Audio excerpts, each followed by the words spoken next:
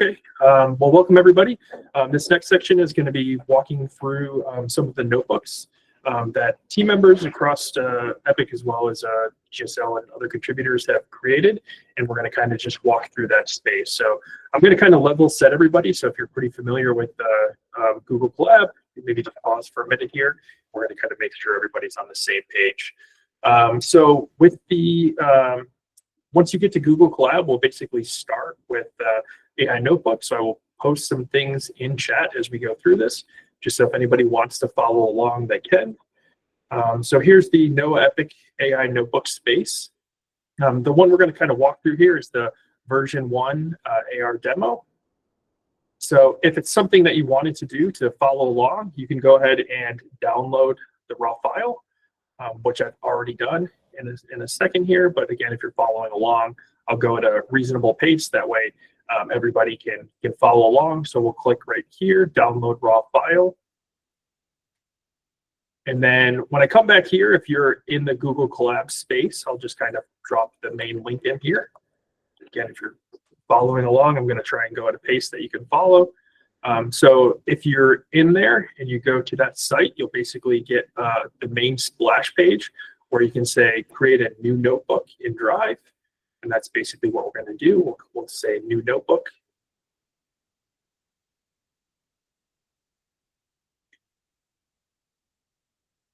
Okay, and then we'll basically get an untitled screen. And then the notebook that we just downloaded, we can go in and click File, Upload Notebook, Browse, and I'm going to choose the file that I just downloaded. It'll take just a second here. And then you can click Leave, that's okay. It'll basically just reset you to the notebook. Just give it one more second. It does take a second to load.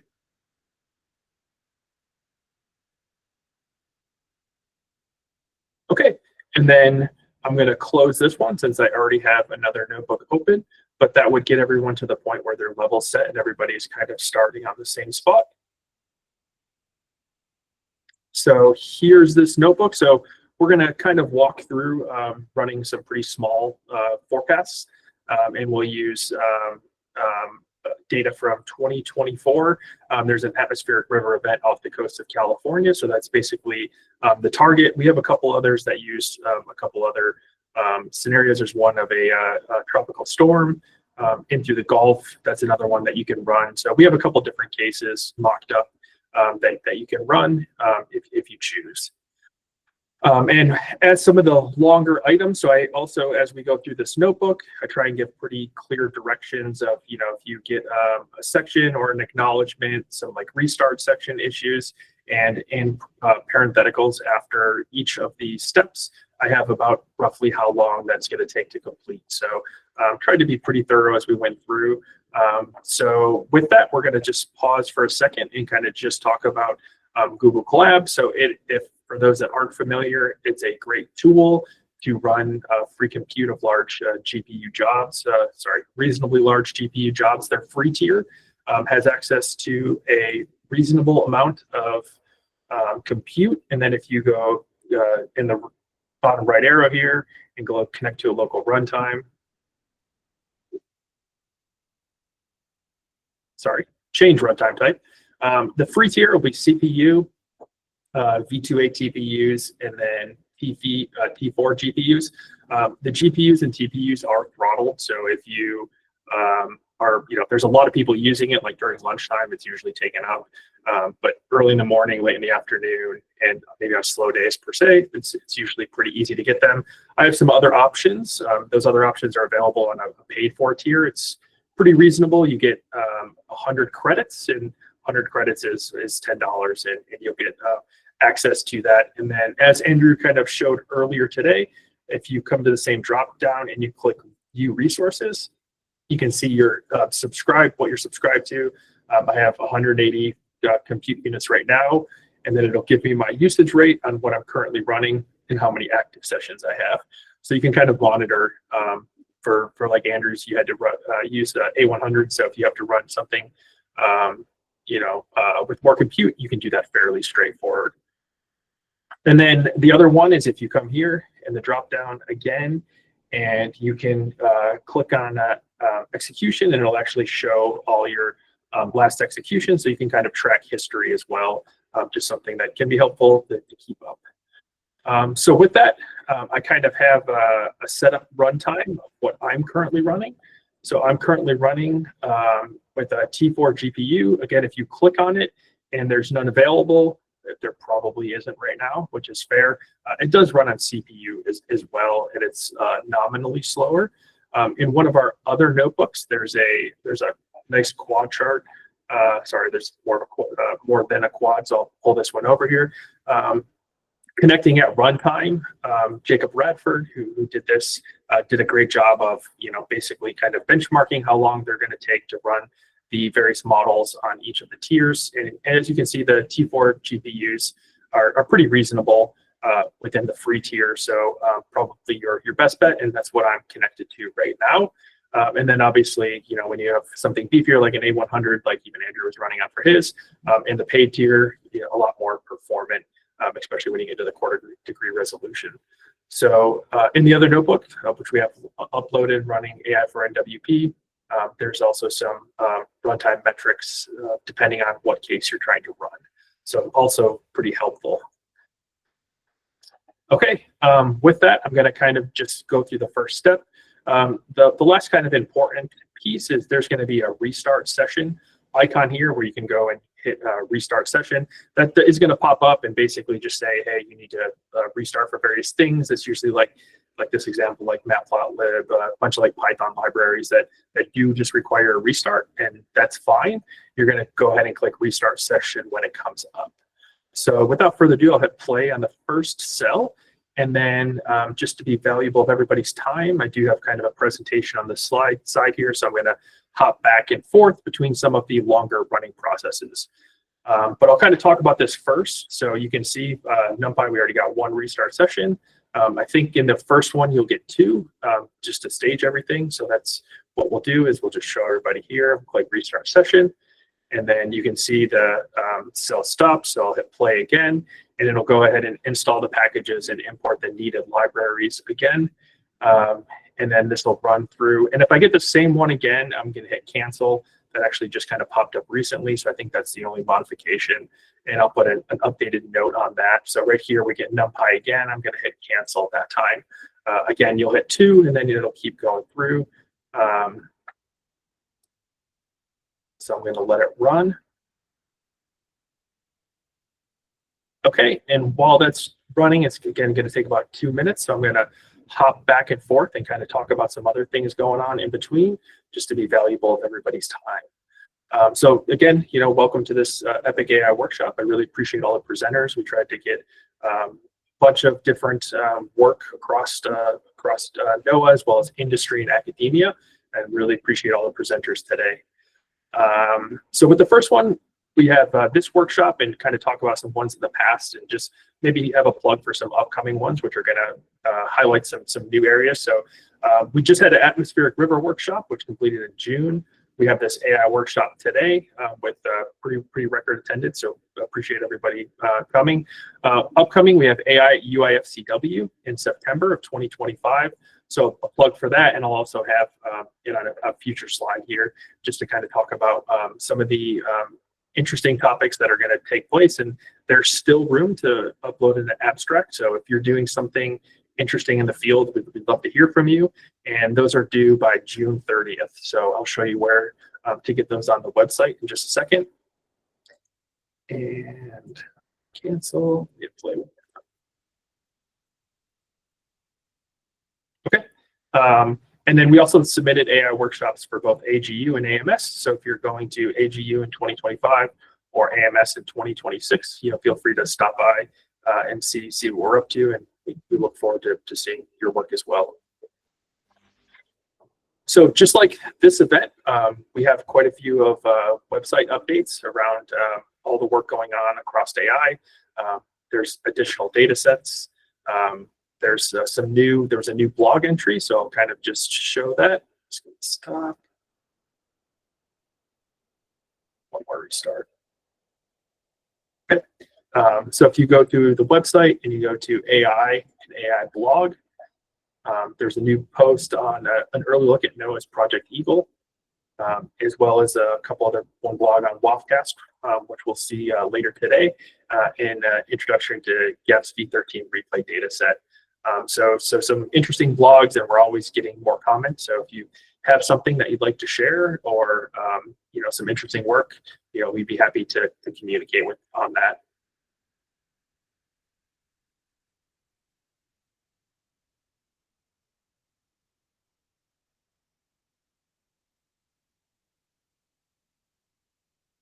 Okay, it looks like it's doing pretty well now. Should be done soon. And then I don't know if anybody's following along on CPU, but again, it will work, and it should just take a little bit longer.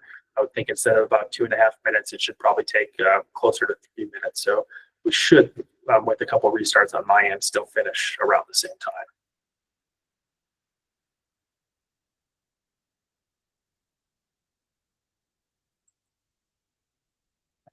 Okay, so we've added some updated notebooks on there, as we're kind of seeing showcase here today. So if you have a notebook that you'd like to have the public see, we'd love to take it. So please feel free to add any notebooks you have that are helpful, as well as some updated repositories and additional content coming out all the time. So again, epic.noaa.gov, feel free to stop on by and continue to kind of collaborate.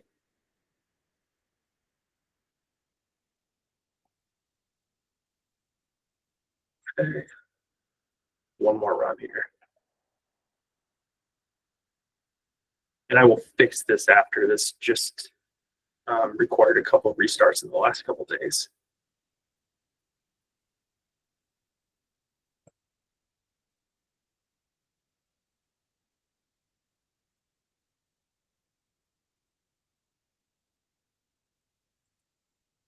Okay, and then I'll just move on. So over the next quarter, we're looking at working with many of our contributors across PSL, GSL, and EMC to kind of leverage the Anemoy framework, which Tim kind of gave a great presentation on this morning, and then Andrew gave a demonstration on after. So we appreciate the partners across Microsoft, PSL, GSL, and EMC, and we're looking to bring a prototype of AI pipelines leveraging Anemoy and what ECMWF's accomplished there. And then make the forecast output available. So again, just more of the community aspect of continuing to brand things and make them available to include data and visualizations. And then preparing a recipe so that people can kind of create this easier across the labs as well as industry. And then again, working with PSL, GSL, EMC on an MVP to basically get these next steps into a state that others can utilize them. And that's really the goal pretty quickly here to accomplish is that first pipeline around the work that you kind of saw as a teaser this morning on Anemoy. Okay, so now I'm going to pre-install the AI resources. So basically, it's just going to use AWS's CLI to stage them. It just makes them a little bit quicker. This was actually a good thought by Jacob Radford to kind of just stage them, and he just stages them in a few directories. So Graphcast, FourCast, PanguWeather, and Aurora, and it basically is just going to pull down everything you need and stage it in the appropriate place. And then when we go and run the models later, it kind of just makes it a little bit quicker. So just a good addition just to download them kind of recursively to some directories, so you don't have to pull them and stage them later. So it's kind of a slick pre-install, but it'll kind of speed it up. Even when you run the 1 degree, I mean, it takes about 4 minutes. So it does speed it up over time. And as you can see, it's pre-installing everything right now, and it shouldn't take too much longer. So while it finishes the pre-install, I'll just go back and then talk about the other additions. So we saw Paul Madden, and then Anil gave a talk on the verification work. So the other piece, kind of partnering with Microsoft and GSL, EMC, PSL to create a verification pipeline and kind of get that stood up supporting this project as well. And then once we have that, as we have done for other projects, we have community dashboards. So I put an example on here. So I'll just maybe pull up an example. So just other dashboards that we have that support this is more the on-prem physics-based, but just other ones like, you know, Google to Weather Bench, just to look at, these are targeting infrastructure metrics, but we'll have them to target performance metrics as well. Okay, and then I just have one more slide here real quick. So I just want to put one more plug out there for AI at UIFCW. There's a section of UIFCW on emerging technology, AI and ML. And this section is kind of pulling across industry to look at some advances in this space. So we're going to have more AI challenges, additional notebooks, and more conversation and innovation in that space. So there's still time, like I said, through up to the 30th to present, and I will put a plug into the registration in this link for the upcoming UIFCW, again, a free event. I'll actually do it from the website. So I'll come here, I'll click events. Click UIFCW, so I'll just put one more plug in the chat while it's finishing for UIFCW. Okay, and the pre-install finished. Okay, so now we're gonna run the first AI forecast using 1 degree Graphcast. There's basically three pre-trained models, and we're gonna really target the forecast small. So we're gonna target just a 1 degree instantiation of Graphcast. And just a way to do it is, you know, basically you're defining the model. You can see it's Graphcast 1 degree.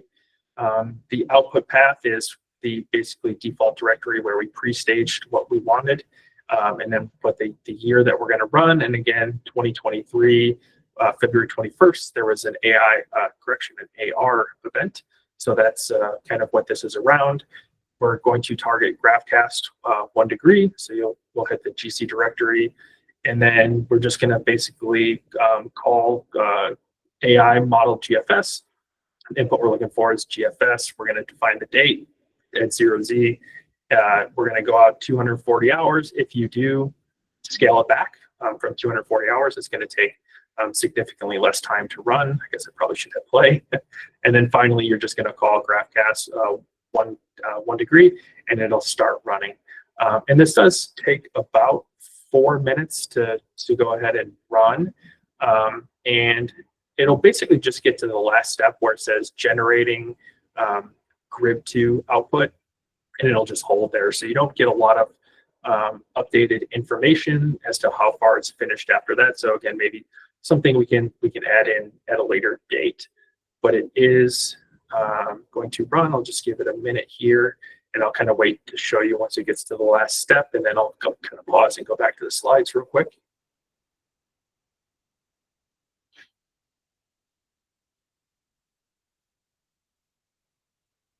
And while it's at a good spot, Aaron, is anybody asking any questions in Slack?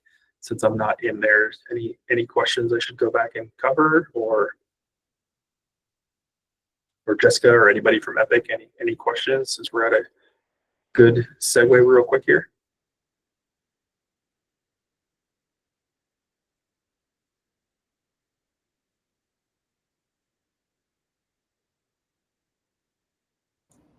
Okay, hearing nothing. All right, I'll just go ahead and let this run for a second. I'll flip back to the slides. So again, just the last plug was for UIFCW, and I put it in, Jen put it in chat. Thank you, Jen.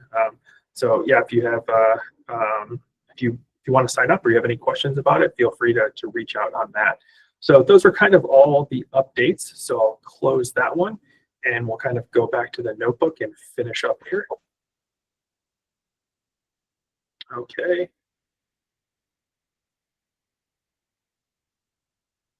All right, pretty close. It should just be getting to the GRIB2 step here in just a second. And as you can see, some of the other ones like FourCastNetv2, it'll actually print out status as it goes through. It's kind of slick, so you know, maybe something we can look at incorporating in other ones going forward.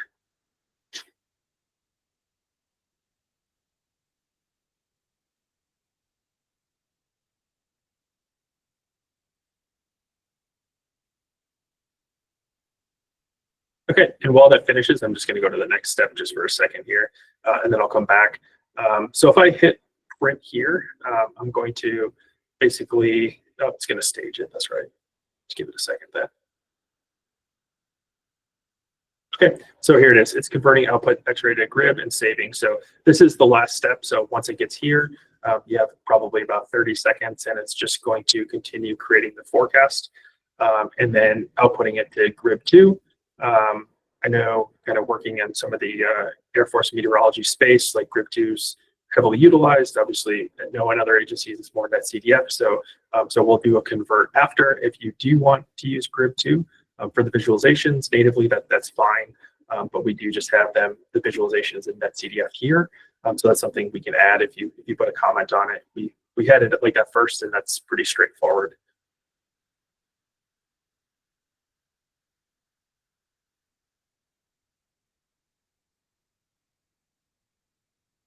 Okay, almost done.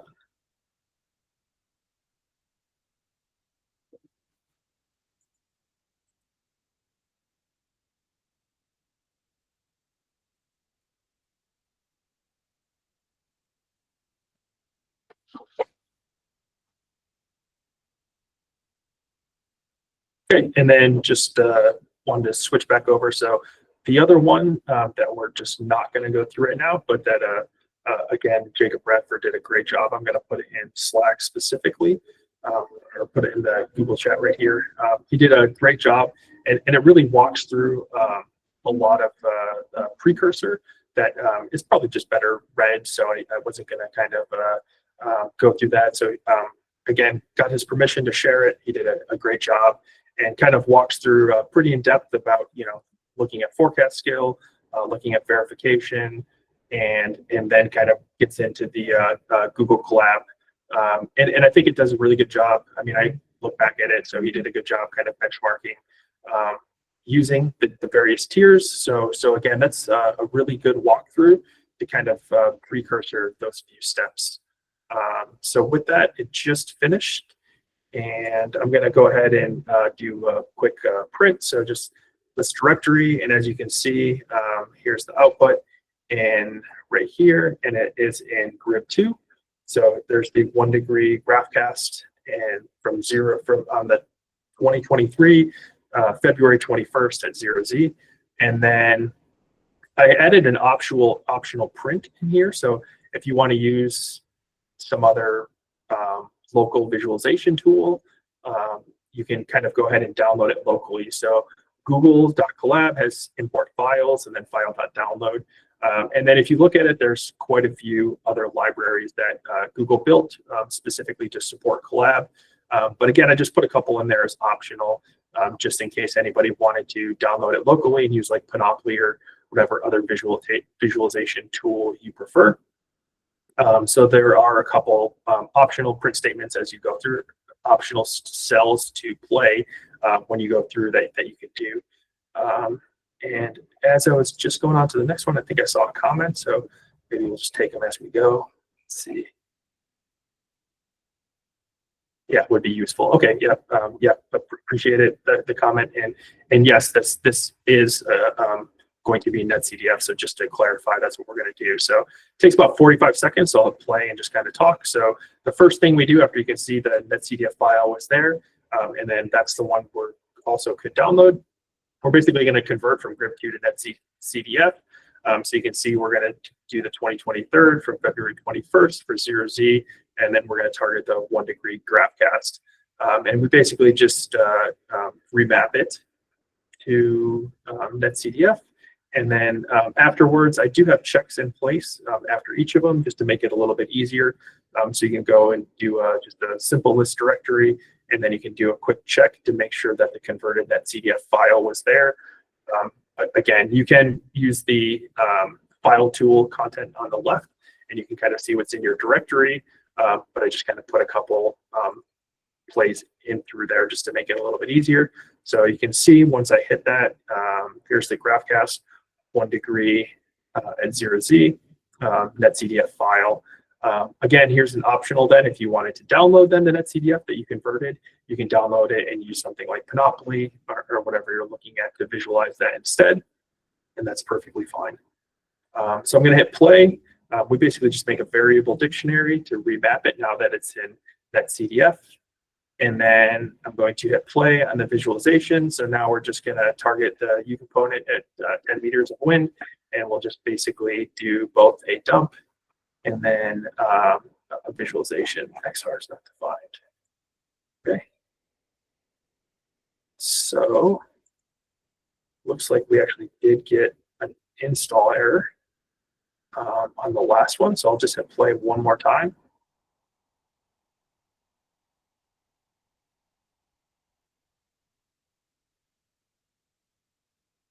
It looks like there's a comment. Hang on, I have a bunch of screens open. Whoever has their hand up, you can go ahead. Oh yeah, no, thank you. No, I have a quick question about the variables available. So are these the all the available list of all the available variables, or there is even more exhaustive list of available variables? Like for example, if we need solar radiation, is it available? Yeah, so that's a great question. Those are all the available variables, and then maybe even an open question to anybody else. Yeah, I mean, there's work to bring on more, but as of now, those are most of the native ones with the forecast run. So totally copy the question to bring on more, and I'll take a note here to get an exhaustive list for you, Cigar, and then maybe I'll even reach out to the team after, just take a note to say that we also need to know which ones are coming online. You know, to your point, right? Like coming again from the Air Force side, there's like 99 different variables to choose from. So what does a more exhaustive list in the future look like? So yeah, good comment. Great, thank you. Yeah.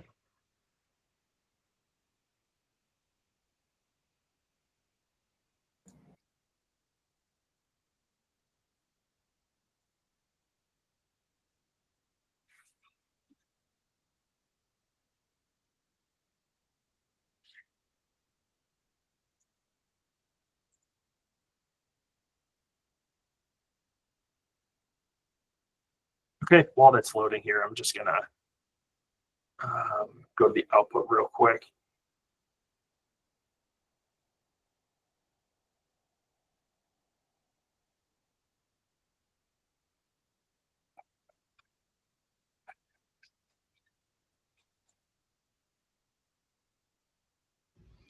So in the meantime, can I ask you another question, Kevin? Yeah, for sure. Yep. Yeah, no. So yeah, no, this notebook is very helpful, but obviously it is, I think, like, yeah, very coarse resolution, right? But I saw in the Epic website there are other efforts going on, like UFS short range weather app documentation. I saw something like this. So do you also have a notebook like this for running this kind of short range weather app? Yeah, great question. We do have a comment to create an SRW or short range weather application notebook. And we have had some that just need to be updated again. So to answer your question is we have at times, and we do need to, you know, for community support, we do need to have something that's probably a little bit more readily updated to answer your question. And then for your first question, we basically just do a dump here. So you can see here's the available parameters. And then I also just do a full dump of the ones that you have access to. And there's another. So to answer your question, okay, Cigar, on that one? Oh, yeah. No, thank you. Yeah. Okay. And there's another hand. Go ahead.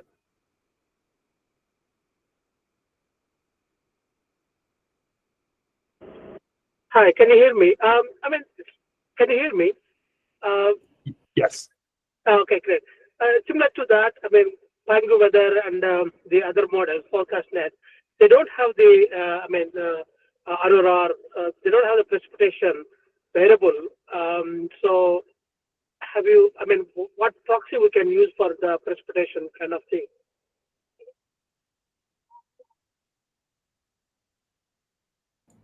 Yeah, that's a great comment. And I think that's actually going to be covered in one of the later talks. So maybe I'll hold off on that now. But yes, there is there is a need for more of that. So maybe I can ping you. I'm taking your question offline, and I'll get back to you on that if that's okay.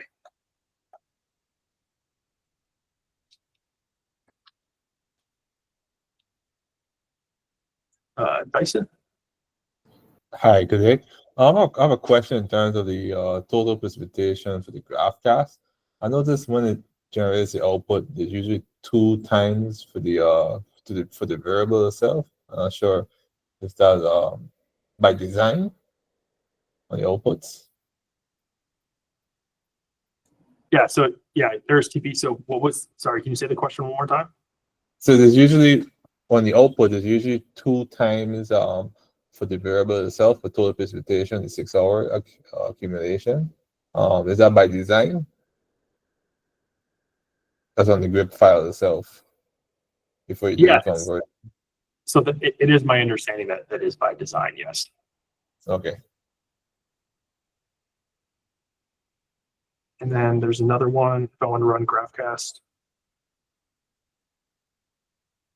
Oh yeah, great question. So there's another one I'm running 1 degree, and for that one, it's in Slack, Jen. I can actually ping them. There's like 5 different calls for Graphcast at varying degrees and time. So I have another one running it in 1/4 degree, and I guess Jen, just a question to the comment in the channel. Is that correct?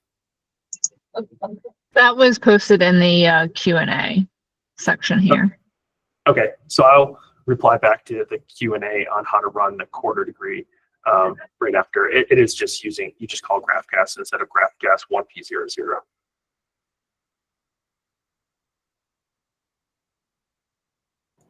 Dyson?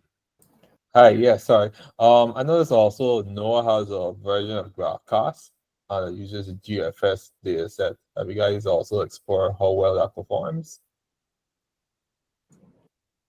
Yep. So this actually, so that's a good question. And on the verification side, I mean, that's where we're looking to the kind of work that Paul and Anil presented earlier today on getting verification hooked up with that, so that we can get steady metrics. So like as you run a version of this, like we do for some of the short range applications, we'd like to get to the point where we have a verification easily to kind of go and answer that exact question.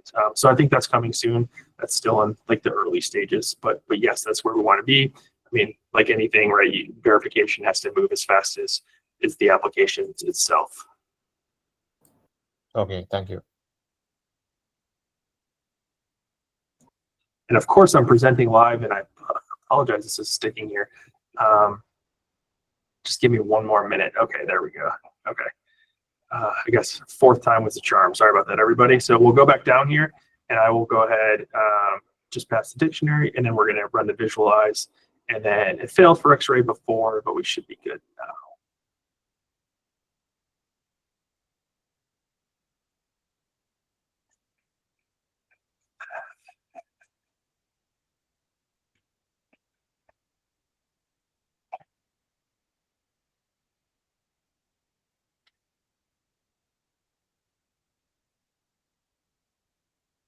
Okay, we're still going to finish on time. So once I do run the precursor, it's going to push this one more time. So just give me one more minute here. Let me stop it, and then we should be good. Okay, let me try one more time. And you can go ahead with the question just while I go back and fix this real quick. So Keven, in the notebook, there is one step where we are downloading the GRIF file from Graphcast, and then there is a step to convert it to NC. And after that, again, optional, but like download the NC. Are they the same files? Like once I convert the GRIP to NC, or rather just download directly the NC file? Yeah, great question. So they are the same. One's just going to be in GRIP2 and one's in NetCDF. So so they're quote the same, just a different standard. And some, depending on your organization, some like one, some like the other. So yes, you're quote downloading the same file. It's just a different output format. Because we are plotting the netcdf file, so we can directly probably just download the NC file, right? Exactly. So just skip the download the grip2 step and just download the one after it's converted to netcdf, and then you're good to go. Oh, cool. Thank you.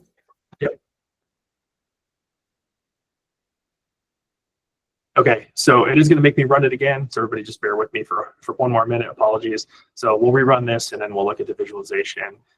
It looks like there was just an issue with X-Array.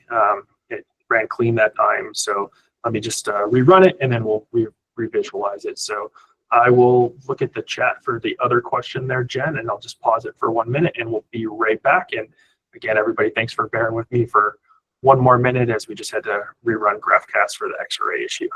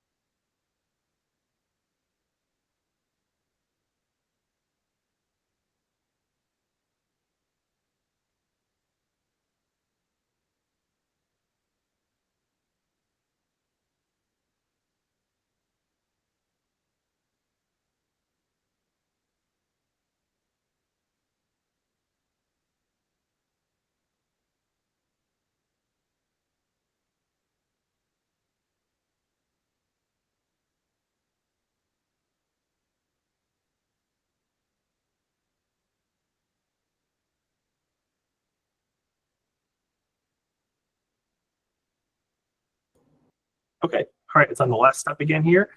It's just convert X-ray to grip, and then we'll just make sure it's there. We'll do a quick convert, and then we'll do the visualization. So just 1 more minute, and then we should be good to go.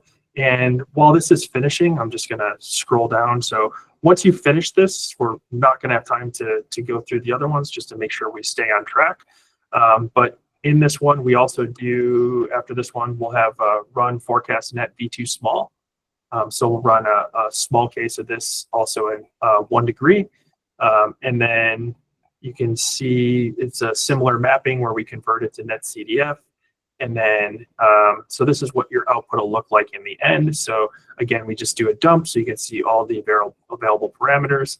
And then you can see, correction, this one's in a 1/4 degree. It's just a small grid. So this output is for total column water vapor is going to be in 1/4 degree. And then we'll go ahead and hit play. And you can kind of loop through that. So it'll loop all the way out to, we have it set at 240 hours. So it'll go out to 240. And then you'll have all those available. So that's what it'll look like in the end. And we still, we'll go back and finish the other one. And then I have some bonus models on here where you can run the 1/4 degree PanguWeather. And then we also have one for running Aurora at the end. So if you want to go through and run some bonus models, and if you have any questions or would like any modifications, I mean, please let me know, and we can go back in and tweak those. Okay, so let me go back because it should be done by now. And okay, let me hit play. Sure enough, it's there. I'm going to convert it one more time. So it's going to convert it again from grip2 to netcdf for visualization. And this should just take 30 more seconds, and then we'll be complete with the last one.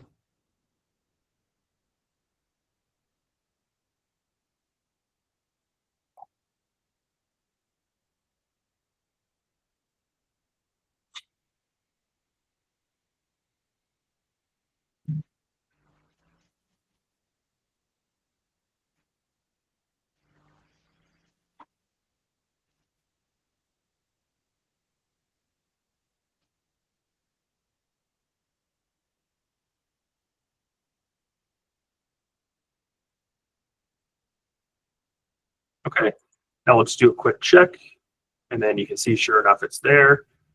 We'll load the variable dictionary, and then we'll just go finish this one by visualizing Graphcast, and this only takes about 10 seconds. So first, it'll be a dump of the available parameters, and you can see it's already completed that. So there's all the additional available parameters, and then there's our 10-minute U component of wind out to 240 hours. So again, just a player. So if you want to play it, again, this is more coarse than the one you'll see below because this is 1 degree over quarter, but it'll still play the AR event through for that time step. So we just have 4 minutes left. So maybe the others you can go through on your own and ping me if you have any questions. But with that, I will stop showing. I'll stop presenting and look for questions here. Can we simulate any date, or there is a limitation to what date can we run the model for? Yeah, so there is so you can simulate other dates. I mean, I've done from 2023 out through 2025. So you can simulate other events. And we do have another one for like a hurricane in the Gulf with like a different grid through that. I think actually working with the last event, that was actually their idea was Hurricane Ian in through the Gulf from what, like a year and change ago. So yes, there are some other ones that that was Jacob Bradford at GSL did that for when we had the workshop last year. But you can kind of create your own. So if you want to just regrid it over a different area and pull an event that you find advantageous, you can go ahead and do that pretty easily. And then in those areas, when you just go through, you basically just tweak the times. You won't have to change anything else. Just go modify the date and time for the start, and it'll run it up 240 hours. And you can kind of run a different event and then just change the location, because right now it's set to be over basically the California coast. Okay, thank you. Yep.